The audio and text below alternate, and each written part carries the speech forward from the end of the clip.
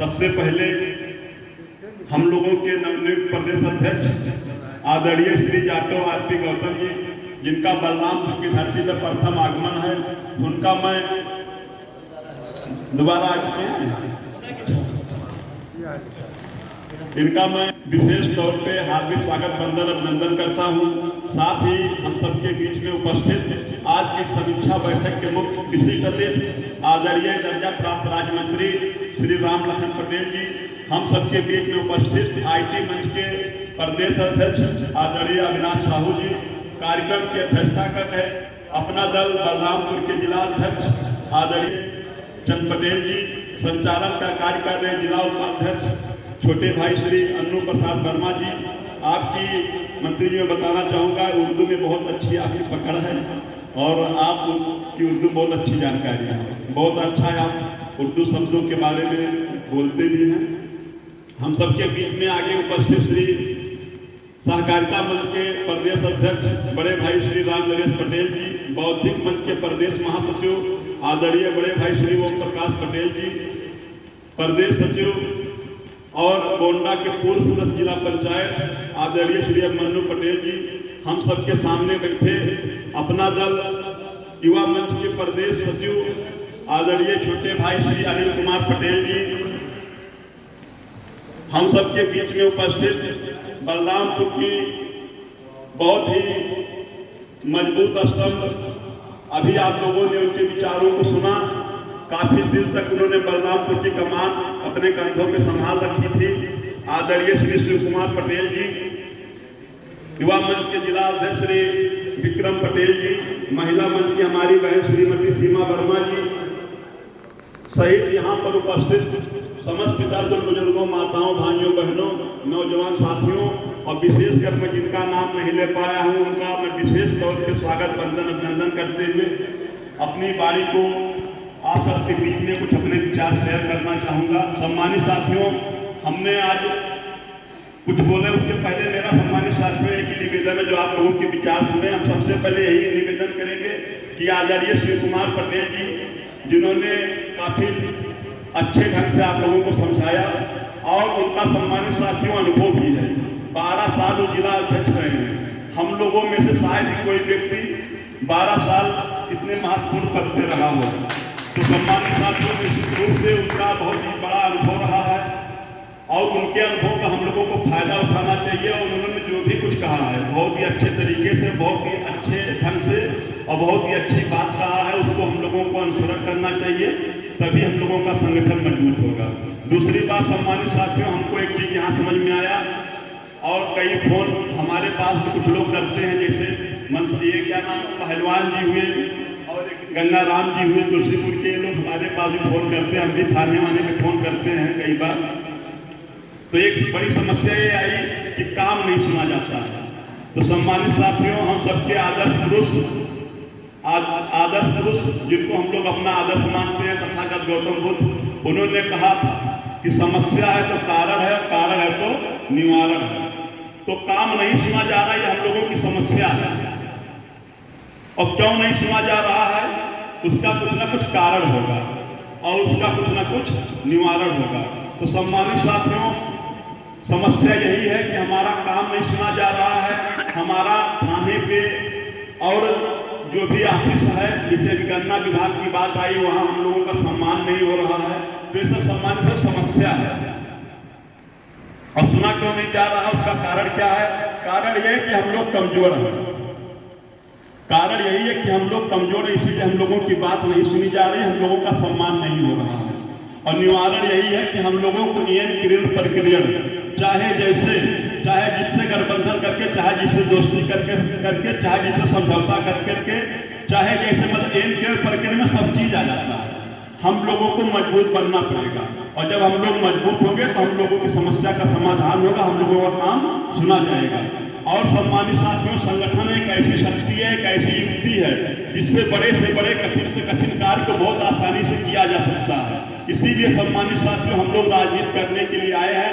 अगर सब कुछ अच्छा ही होता, अगर सब कुछ कार्य हम लोगों का सुना ही जाता, हम लोगों को सब जगह सम्मान होता, तो राजनीति करने की जरूरत क्यों पड़ती, क्यों बस्ती से हम लोगों को यहाँ आने की जरूरत पड़ती? क्यों आदरणीय मंत्री जी को प्रयागराज से बलरामपुर आने की जरूरत पड़ती? इसीलिए तो आने की जरूरत पड़ रही है कि हम लोगों को मजबूत होने की जरूरत है। हम लोग जब मजबूत होंगे तभी हम लोगों की समस्याओं का समाधान होगा। और इसके लिए हमारी पार्टी के शीर्ष नेतृत्व संगठन को कैसे मजबूत किया जाएगा, समय समय पर दिशा निर्देश देते रहते हैं। आप लोगों से निवेदन है कि उनकी दिशा निर्देश का पालन कीजिए। जैसे कि 2 तारीख को प्रदेश की बैठक होती है, बताया गया कि हम लोगों को विधान जिले की बैठक करनी है। 10 तारीख को हम लोगों को विधानसभा की बैठक करनी है। 12 तारीख को जीवन की बैठक करनी है। 15 तारीख को सेक्टर की बैठक करनी है। 18 तारीख को बूथ की बैठक करनी है। तो सम्मानित सदस्य, जो हम लोग अपने नेतृत्व की बात नहीं मानेंगे, अपने नेता की बात नहीं मानेंगे, तो हम लोगों की बात कोई कैसे मानेगा? ये बहुत ही विचारणीय बिंदु है। अगर हम लोग अपने नेता की बात मानेंगे तो निश्चित रूप से हम लोगों की बात दरोगा अवश्य सुनेगा। सम्मानित साथियों, जैसे हमारी जो कमेटी नहीं पूरी होती है, जैसे मान लिया परीक्षा में कोई बच्चा है, वो अगर अपना कोर्स नहीं पूरा किया है तो परीक्षा आएगी तो डरेगा। अगर उसका कोर्स नहीं पूरा है, वो अपना पूरा पठन पाठन सही तरीके से साल भर नहीं किया है, तब परीक्षा में बैठेगा तो डरेगा। इसी प्रकार सम्मानित साथियों, जब हम लोगों का संगठन जो साल भर पढ़ाया जाता है, हम लोग अपना संगठन नहीं बनाएंगे, संगठन की कमेटी को मजबूत नहीं करेंगे, तब जब परीक्षा की घड़ी आएगी, थाने में जाने की मौका घड़ी आएगी, तो वहाँ हम डरेंगे। क्यों डरेंगे? क्योंकि हमने अपना काम अच्छे ढंग से नहीं किया है। अगर हमने अपना संगठन मजबूत बनाया है तो वहाँ हमको डर नहीं लगेगी और हम अपनी बात निर्भीकता पूर्वक थानेदार से कह सकते हैं। और जब हम अपनी बात निर्भीकता पूर्वक थानेदार को समझा ले जाएंगे तो निश्चित रूप से सम्मानित सचिव थाना अध्यक्ष आपका काम सुनेगा और करेगा, आपका FIR भी लिखेगा। तो सम्मानित साथियों, संगठन कैसे बनेगा? एक छोटी सी कहानी के माध्यम से आप लोग सब लोग चिंतित है कि संगठन कैसे बढ़े, तो उसी के बारे में एक छोटी सी कहानी के माध्यम से अपनी बारी को विराम दूंगा। समय अभाव है, मैं समझ रहा हूँ, मंत्री जी को अभी अन्य जिले में भी जाना है। सम्मानित साथियों, जो संख्या होती है 1 2 3 4 5 6 7 गिनती होती है, इन्हीं की एक कहानी है। एक बार सभी संख्याएं बैठे हुए थे, अचानक जो 1 अंक की सबसे बड़ी संख्या 9 होती है, 9 को कुछ शरारत सूझी। 9 को कुछ शरारत सूझी, उसने अपने बगल बैठे अपने छोटे भाई 8 को जो है एक थप्पड़ खींच करके मार दिया। जैसे उसने 9 ने 8 को एक थप्पड़ खींच करके मारा, 8 जो है बेचारा हक्का बक्का रहेगा, उसको कुछ समझ में नहीं आया कि मेरी क्या गलती, मुझको क्यों मारा गया। तो उसने पूछा, कहा भैया 9, आप हमसे बड़े हैं और आपने मुझको क्यों मारा, मेरी क्या गलती है? तो उसने कहा कि जो है चुपचाप जो मैंने किया है तुम मुझसे प्रश्न मत करो, तुम जानते नहीं हो कि मैं तुमसे बड़ा हूं, मैं जो चाहूँ वो कर सकता हूं, क्योंकि मैं तुमसे बड़ा हूं। तो 8 खुद देर सोचा बेचारा कि मैं क्या करूं। तो उसने सोचा कि अब अपनी इज्जत बचाने के लिए उसने जो है अपने बगल बैठे छोटे भाई 7 को एक थप्पड़ मारा। फिर यही प्रक्रिया 7 ने 6 के साथ किया, 6 ने 5 के साथ किया, 5 ने 4 के साथ, 4 ने 3 के साथ, 3 ने 2 के साथ, 2 ने 1 के साथ। अब एक बेचारा फिर चक्कर में पड़ गया कि अब मैं क्या करूं। एक बेचारा फिर चक्कर में पड़ गया कि मैं क्या करूं। तो उसने उसके नीचे 0 था, तो उसने सोचा कि अब इस 0 को मैं मारूंगा नहीं। उसने सोचा कि 0 को मारने से अच्छा है, उसने कुछ मतलब बौद्धिक साथी था, वो अपने कुछ बुद्धि का प्रयोग किया और उसने सोचा कि क्यों मैं इस 0 को अपने बगल में बैठा लें। तो उसने 0 को अपने बगल में बैठाया, प्यार से उसको अपने बगल में बैठाने का काम किया और जैसे उसने 0 को अपने बगल में बैठाया वो 10 हो गया। और जैसे ही 10 हुआ, सबके सब लोग 9 8 7 सब लोग उसके पैरों में गिर करके क्षमा याचना करने लगे। तो सम्मानित साथियों, हम लोगों को जरूरत है कि हम लोग अपने छोटे भाइयों को प्यार दें, सम्मान दें।